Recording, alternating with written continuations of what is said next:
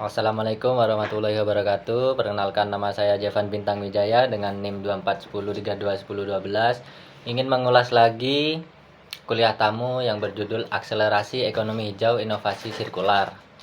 Konsep ekonomi hijau. Model pembangunan berkelanjutan. Ekonomi hijau adalah metode pembangunan yang ramah lingkungan, bertujuan menjaga keseimbangan antara pertumbuhan ekonomi, kesejahteraan sosial, dan kelestarian lingkungan hidup.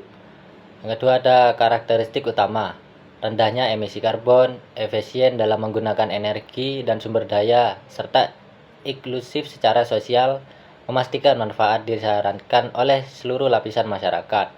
Yang ketiga, ada tujuan ekonomi hijau. Tujuan ekonomi hijau adalah menjaga keseimbangan antara dimensi ekonomi, sosial, dan lingkungan demi pembangunan yang berkelanjutan, adil, dan mampu menghadapi tantangan perubahan iklim global. Ekonomi sirkular. Yang pertama, ada reduce atau pengurangan limbah, mengurangi penggunaan sumber daya dan limbah secara awal proses produksi hingga konsumsi akhir secara efisien. Yang kedua, ada reuse atau penggunaan ulang, menggunakan kembali produk dan komponen selama mungkin untuk memperpanjang siklus hidup dan nilai guna. Yang ketiga, ada repair atau perbaikan produk, memperbaiki dan meramahkan produk agar tetap berfungsi, mengurangi kebutuhan produksi baru yang boros energi. Yang terakhir, ada recycle atau daur ulang dan energi, mendaur ulang material dan memanfaatkan energi terbarukan untuk mendukung siklus produk yang berkelanjutan. Tantangan implementasi ekonomi hijau. Hambatan menuju ekonomi hijau. Berbagai tantangan menghambat transisi menuju ekonomi hijau. Ada tergantungan pada bahan bakar fosil yang masih dominan, biaya investasi awal yang tinggi untuk teknologi hijau, kesenjangan teknologi dan infrastruktur yang belum merata, serta regulasi dan kebijakan yang belum optimal dalam mendukung transformasi berkelanjutan secara menyeluruh. Tantangan ekonomi sirkular. Hambatan menuju sistem yang berkelanjutan. Biaya awal tinggi untuk inovasi dan perubahan proses produksi menjadi hambatan utama bagi pelaku usaha dalam mengadopsi sistem ekonomi sirkular secara menyeluruh. Keterbatasan teknologi untuk daur ulang dan memperbaiki produk menyebabkan banyak material masih berakhir sebagai limbah yang tidak terkelola. Hambatan regulasi dan kebijakan yang belum sepenuhnya mendukung transisi sirkular membuat pelaku industri kesulitan mendapat kepastian hukum dan insentif yang memadai. Budaya konsumen yang masih konsumtif dan linear menjadi tantangan sosial yang menghambat pergerakan pola konsumsi menuju berkelanjutan. Prinsip utama ekonomi sirkular.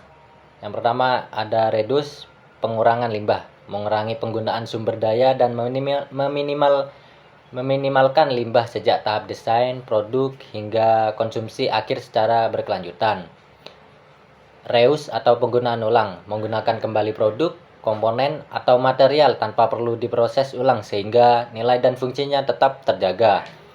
Repair atau perbaikan produk, memperpanjang usia pakai produk melalui perbaikan dan pemeliharaan rutin, mengurangi kebutuhan produksi baru yang boros sumber daya.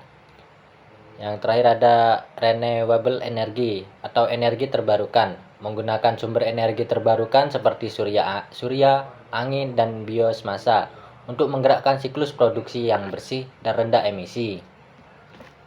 Implementasi di industri. Inovasi sirkular lintas sektor.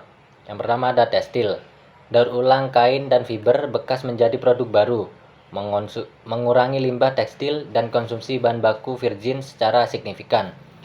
Elektronik, perbaikan dan refurbish perangkat elektronik untuk memperpanjang umur produk dan meminimalkan e-waste yang mencemari lingkungan. Kemasan, penggunaan kemasan biodegradable dan sistem daur ulang kemasan untuk mengurangi plastik sekali pakai dalam rantai distribusi. Konsumsi, penggunaan kembali material bangunan seperti baja, beton, dan kayu dalam proyek konstruksi baru untuk efisiensi sumber daya. Manfaat bagi perusahaan. Yang pertama, ada efisiensi biaya operasional, Penerapan ekonomi sirkular membantu perusahaan menerapkan biaya operasional melalui penggunaan ulang, sumber daya, dan pengurangan limbah produksi secara signifikan. Yang kedua ada inovasi produk berkelanjutan, mendorong lahirnya produk-produk inovatif yang ramah lingkungan, memperpanjang siklus hidup produk, dan membuka peluang pasar baru yang bernilai tinggi. Yang ketiga ada peningkatan reputasi. Komitmen terhadap keberlanjutan meningkatkan citra dan kepercayaan konsumen, memperkuat posisi merek di tengah meningkatnya kesadaran lingkungan global. Yang keempat ada daya saing pasar hijau. Perusahaan yang mengadopsi prinsip sirkular memiliki keunggulan kompetitif di pasar hijau yang terus berkembang dan diminati investor berkelanjutan.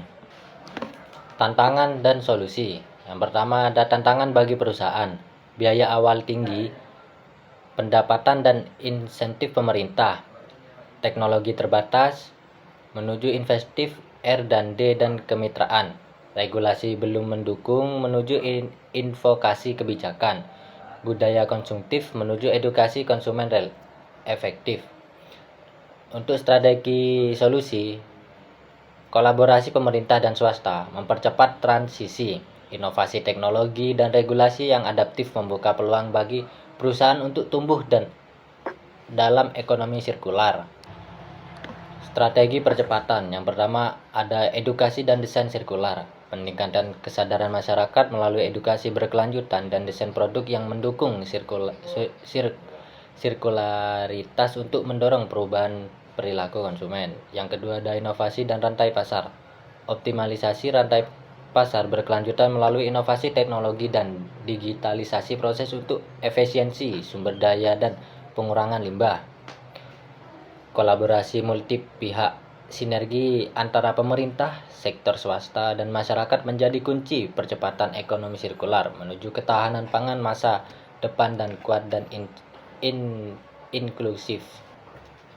Konsep dan pilar utama. Yang pertama ada ketersediaan pangan. Ketersediaan pangan memastikan pasokan pangan yang cukup melalui produksi lokal, impor, dan cadangan pangan nasional yang stabil sepanjang tahun. Akses pangan, yaitu kemampuan fisik dan ekonomi masyarakat untuk memperoleh pangan bergizi yang cukup, merata, dan terjangkau bagi semua lapisan. Pemanfaatan pangan ialah penggunaan pangan secara optimal melalui pola konsumsi sehat, sanitasi, dan gizi seimbang untuk mendukung kualitas hidup. Stabilitas pangan, yaitu konsistensi ketersediaan dan akses pangan sepanjang waktu, tahan terhadap guncangan iklim, krisis ekonomi, dan perubahan musim. Selanjutnya ada hubungan dan sinergi, ekonomi hijau, sirkular, dan ketahanan pangan.